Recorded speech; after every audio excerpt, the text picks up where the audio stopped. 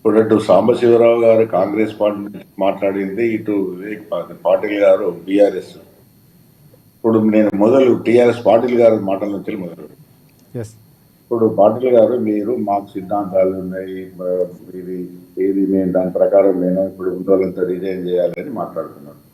ఈ 2014, 2018లో ఏం చేసినారో మేము అదే చేస్తున్నాం. సాంబశివరావు గారు మండ గుర్తి ఓపెన్ చెప్తాడు. ఆయన శశిభూషణ్ పోకుండా అది అనుకుంటే స్ట్రేట్ గా చెప్పాడు, మీరేం చేశారో మేము అదే. ఇక్కడ విషయం ఏంటంటే, ఒకటి రాజశేఖర్ గారు, ఇప్పుడు మీరు యాంకర్ గా నేను విశ్లేషకులుగా వాళ్ళంటే సరే పార్టీల తరపున చెప్తారు, కానీ మనం మీ మా ప్రేక్షకులకు కానీ పాఠకులకు కానీ ప్రజలకు కానీ చెప్పేది ఏంటంటే, ఈ ఫిరాయింపులు ఎందుకు జరుగుతున్నాయి, దేనికోసం జరుగుతున్నాయి, అసలు ఏమి ఆశించడానికి ఇది జరుగుతున్నది. ఉదాహరణకు మీరు మనం అనుకుందాం, ఇప్పుడు కాంగ్రెస్కు పెద్ద ఎత్తున బీఆర్ఎస్ ఎమ్మెల్యేలు పోయి జయించుతున్నారు.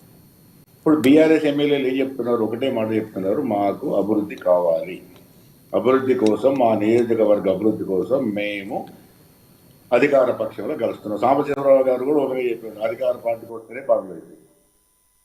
అయితే విషయం ఏంటంటే, ఇక్కడ ఇప్పుడు ఇదే మాటలు ఇదే కాంగ్రెస్ పార్టీ వాళ్ళు 2018 తర్వాత బీఆర్ఎస్లో కలిసినప్పుడు ఇదే మాటలు చెప్పారు, మేము నియోజకవర్గ అభివృద్ధి కోసం, ప్రజల ఆకాంక్షల కోసం, ప్రజలు కోరుకుంటున్నారు మమ్మల్ని బీఆర్ఎస్ పొమ్మని అని చెప్పారు.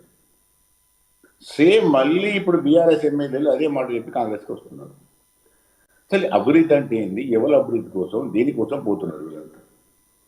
నేను ఒక విషయం స్పష్టంగా చెప్తే, ఇవాళ మీ అమ్మా న్యూస్ ద్వారా ఇటు బీఆర్ఎస్ పార్టీ కానీ, అటు కాంగ్రెస్ పార్టీ కానీ, లేదా ప్రజానికానికి కానీ, తెలంగాణ ప్రజలకు కానీ, ఇవాళ ఈ రాజకీయ క్రీడ ఎంత దిగజారిపోయి జరుగుతున్నదంటే, ఇవాళ అంటే దీనికి ఆర్జుడు కేసీఆర్, బీఆర్ఎస్.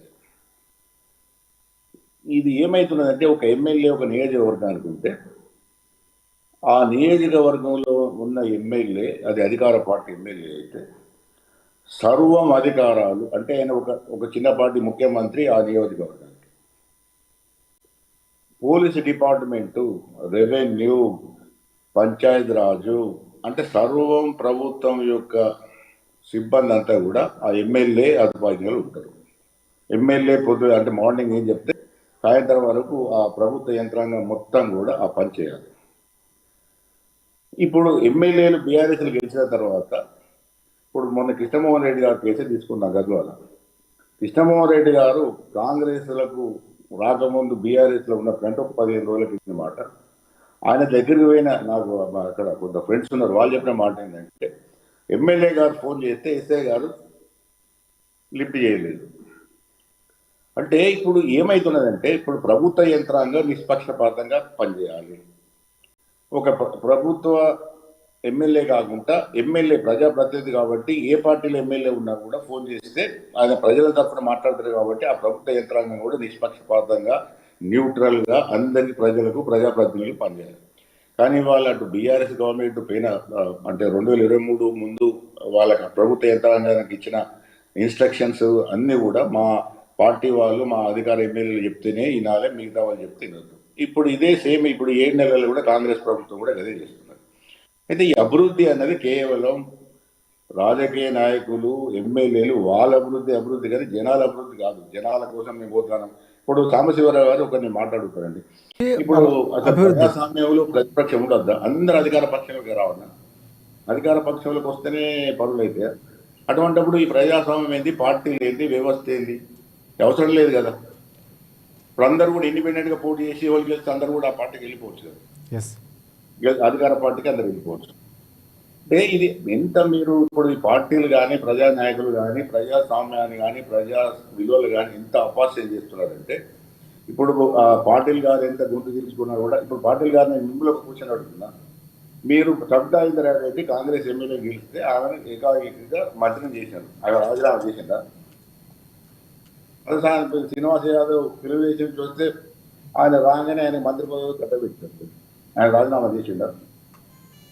మీరు అనే మాటలు కాంగ్రెస్ కన్నా ఎక్కువ మీకే తగ్గుతున్నాయి. అట్లాగే కాంగ్రెస్ సాంబశివరావు మాట్లాడుతున్న మాటల్లో కూడా పచ్చి అవకాశవాదం ఉంది. ఎందుకంటే టీఆర్ఎస్ తప్పు చేసింది. ఇప్పుడు ఒకవేళ నేను సాంబశివరావు గారిని కూడా మాట్లాడుతున్నాను, కేసీఆర్ కానీ బీఆర్ఎస్ చేసిందంతా కూడా వాళ్ళ అధికారంలో ఉన్నప్పుడు మీరు సక్రమైంది అనుకుంటున్నారా? అది సక్రమైంది కాదు అనుకున్నప్పుడు మీరు అదే పంతాన్ని ఎందుకు పోతున్నారు? మళ్ళీ అదే దానికి ఎందుకు పోతున్నారు మీరు మళ్ళీ? అంటే ఇవన్నీ కూడా అన్ని రాజకీయ పార్టీలు నీతులు, నియమాలు, సిద్ధాంతాలు అన్నీ కూడా పక్కకు పెట్టి కేవలం అధికారం కూడా ఎట్లా జరుగుతున్నది అంటే ఈ అధికార ఎమ్మెల్యే అంటే రైట్ పాపిరెడ్డి గారు మళ్ళీ మీ దగ్గరికి వస్తాం. రాజశేఖర్ ఒక నిమిషం. అంతిమంగా అధికార పార్టీలో జాయిన్ అయ్యి అన్ని విలువలకు కిలోకార్థాలు ఇచ్చి వాళ్ళ అధికారాన్ని, వాళ్ళ ఆస్తులను, వాళ్ళ ఏదైతే పవర్ను నిలుపుకోవడం కోసం ఇవి పోతున్నది. అంతేగాని ఏ సిద్ధాంతాలు లేవు. సాంబశివరావు గారికి 73-74 ఎమ్మెల్యేలు వచ్చినాయి, సరిపోతుంది కాంగ్రెస్ కు. 80-90 100 వస్తే ఏం చేయలేదు. బీఆర్ఎస్ మీకు ఒకటి గుర్తుపెట్టుకోండి, బీఆర్ఎస్ ఎన్నికల ముందు 103 ఎమ్మెల్యేలతో ఎన్నికైపోతే వాళ్ళు ఓడిపోయారు. మీరు 6 ఎమ్మెల్యేలతో పోతే మీకు అధికారం వచ్చింది. కాబట్టి వాస్తవాన్ని మర్చిపోయి మాకు అధికారం ఉన్నది కాబట్టి మేము ఇష్టం చేస్తామని మీరు అనడం, అధికారంలో మేము చేసినాం కానీ ఇప్పుడు తప్పు చేస్తున్నారు కాంగ్రెస్ అని బీఆర్ఎస్ అనడం జనాలు చూస్తున్నారు. ఏ పార్టీని కూడా పెద్ద గొప్ప చేస్తామని జనాలు అనుకుంటలేదు. కానీ జనాల్లో కూడా మార్పు లేదు. సాంబశివరావు గారు